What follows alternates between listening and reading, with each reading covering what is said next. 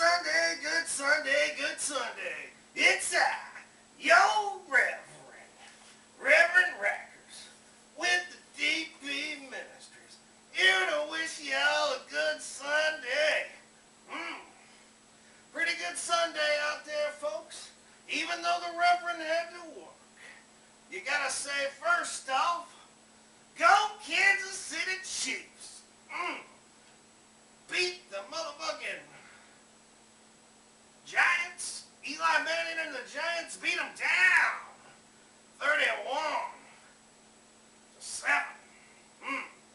4-0. Kansas City Chiefs. Suck on that, all you Chiefs haters. Suck on that. The first thing the Reverend's got to talk about today is he needed to buy a new pair of shoes the other day. So he had to stop into Walmart for something. So I figured I'd check out the shoes. I go in there looking around, and I'm looking at the dress shoes. Because the last pair of Reverend's dress shoes came from Walmart. Hell, they lasted like 6 years, with one full use of that 6 wearing them every day. So they had some pretty good shoes. So I'm looking around and I can't find a wide. The Reverend has a square foot, so he needs a wide. He has a short foot, but it's fat. Like the Reverend. The rest of him's fat too. His foot's also fat and need a wide.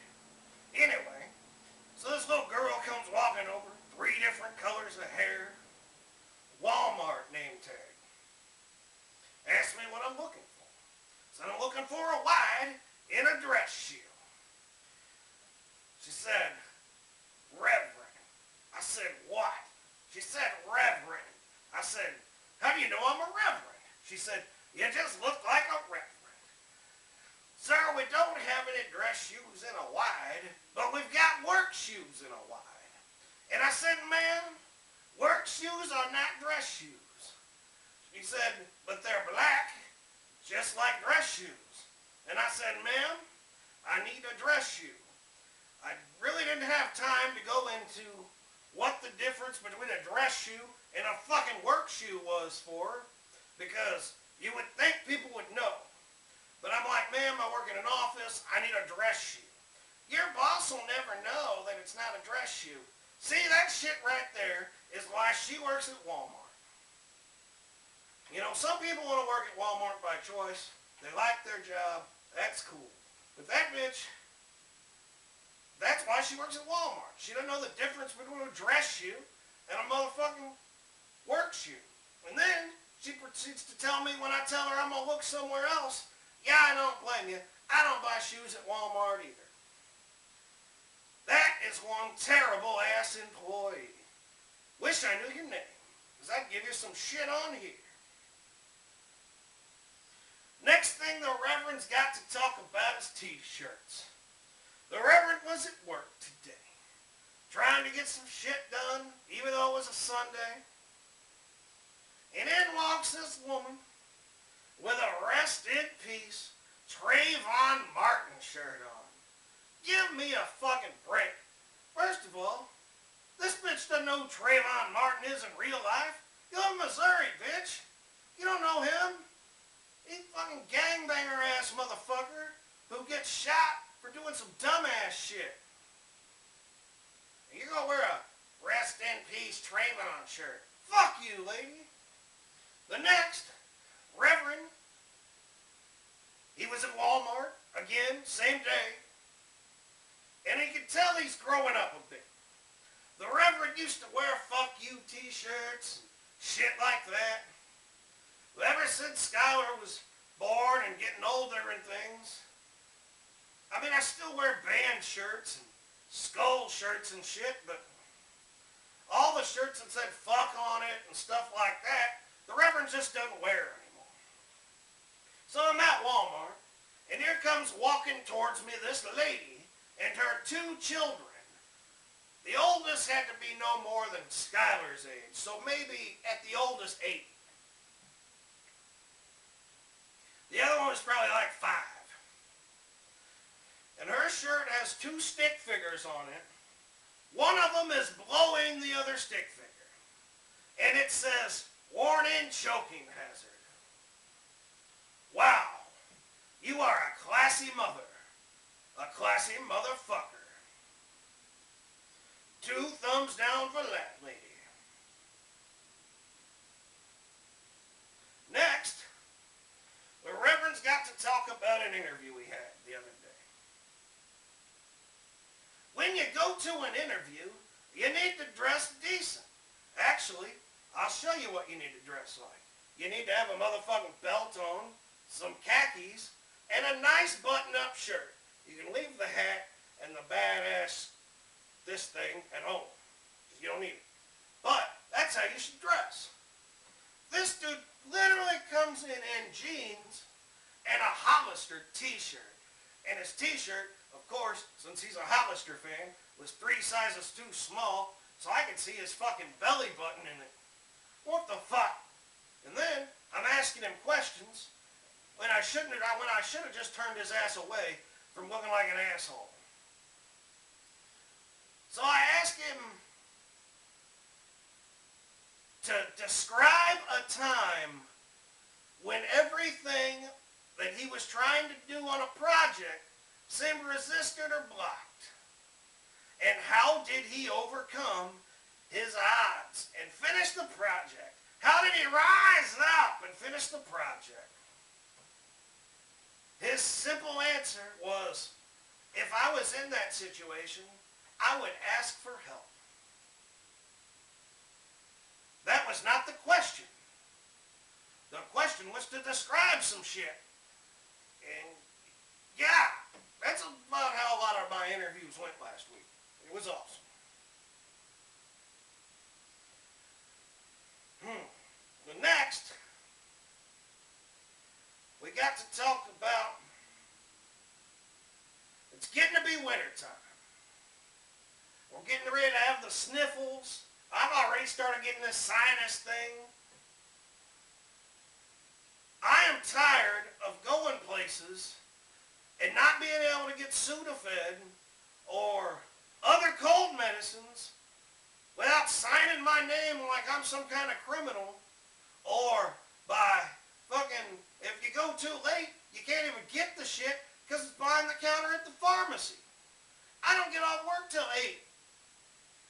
So that means I can't have no fucking Sudafed? Because fucking Billy Joe Bob and his fucking sister daughter are making meth. Now really? Has that fucking stopped the production of meth at all? No. Has it slowed the production down? No. They're still making meth. They're still making a lot of it. The only thing is now, it pisses people off who are sick and have to deal with that shit. So, fuck you for having me sign my name on some dumbass shit when I already feel like shit, and then you're going to make me feel like a criminal because I don't want to feel like shit anymore. Next,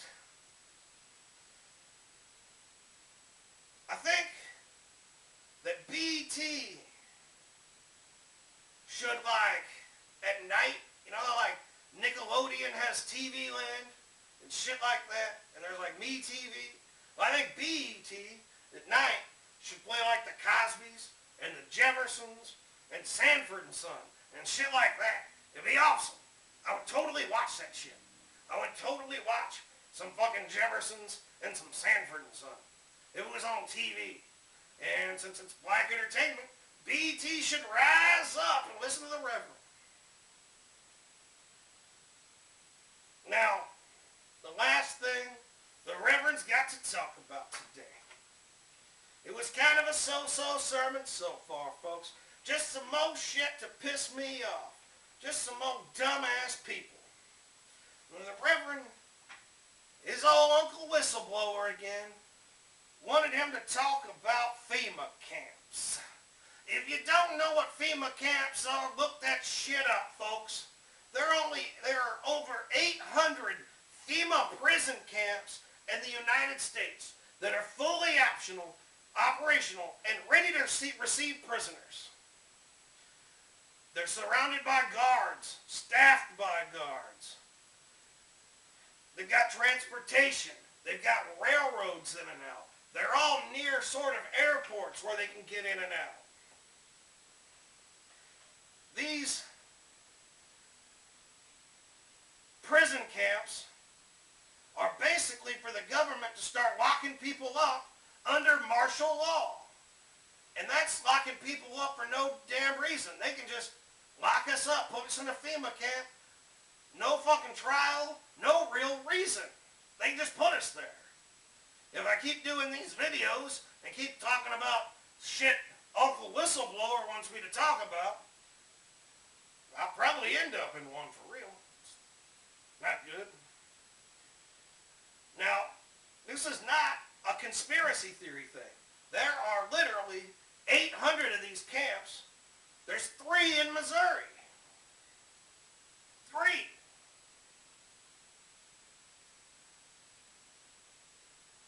And FEMA is an executive arm of a coming police state that will head up all the operations. And our president, I believe this was George Bush, but Obama's still down with it.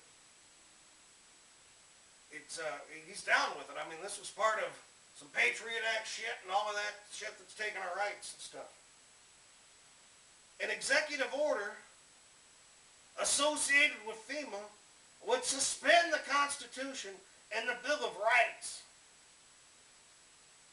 The executive orders are on record for nearly 30 years and can be enacted by any president just signing it. Like Executive Order 10990 allows the government to take over all modes of transportation, control highways and seaports. That's fucked up. Or Executive Order 10995 allows the government to seize and control the communications media, as if they already haven't done that shit. Or Executive Order 10997 that allows the government to take over all electrical, power, gas, petroleum, fuels, and minerals. Or Executive Order 10998 allows the government to seize all means of transportation, including personal cars, trucks, or any kind of vehicle. If they enact that order, they can take our shit. Executive Order 10999 allows the government to take over all food resources and farms. They could come take your farm. Executive Order 11,000 allows the government to mobilize civilians into work brigades under government supervision. Sounds like slavery to me, folks. 11,001 allows government to take over all health, education, and welfare. Sounds pretty familiar there too, don't it? Executive Order 1102 designates the Postmaster General to give over all our information that they have to the government, which they already have done.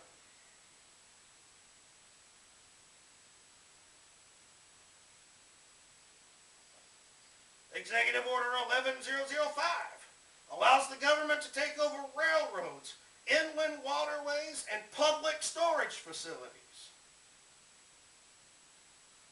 Is any of y'all pissed off yet? I know the Reverend's pissed off. We're not free, folks. Rise up and fight for your right to be free.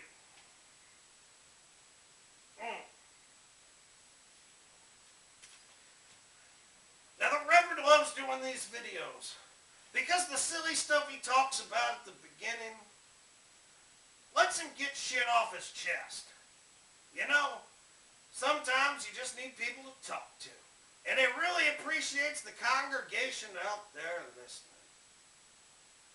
But some of this stuff, this government stuff, it scares the shit out of the Reverend. We really need to rise up and take our country back. If you're with me, like my status, let's do something about it. Even if it's just standing somewhere Let's borrow the Reverend a truck. We'll park downtown. Put the podium in the back of the truck. And I'll preach downtown about all kinds of stuff. About stuff that pisses me off. About the government. About racism. And bipartisanism. Just real issues. Y'all can come and support the Reverend doing it. Let's rise up and bring this word to more people. That's why I'm on YouTube now. So I get to more folks. So the Reverend, in closing, way to go, Kansas City. 4-0. And also, good Sunday